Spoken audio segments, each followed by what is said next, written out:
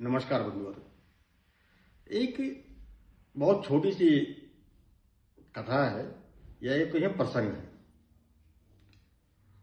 कहाँ बोलना चाहिए और कहाँ नहीं बोलना चाहिए, इसका बहुत एकदम जागृत उदाहरण है। एक बार एक जंगल में दो व्यक्ति जा रहे थे।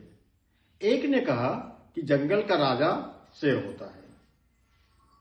दूसरे ने कहा नहीं नहीं नहीं, अब समय बदल गया, जंगल का राजा गधा है। अब दोनों में बहस छिड़ गई। एक कह रहा था जंगल का राजा शेर, एक कह रहा था जंगल का राजा गधा। तो ये हुआ कि ऐसे बात बनेगी नहीं, चलिए राजा के पास।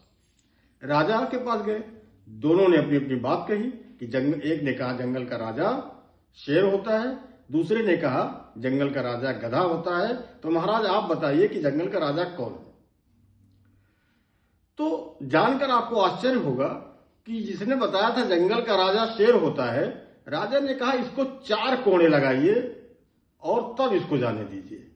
और जिसने गधा बताया था उसको कहा इसको छोड़ दीजिए।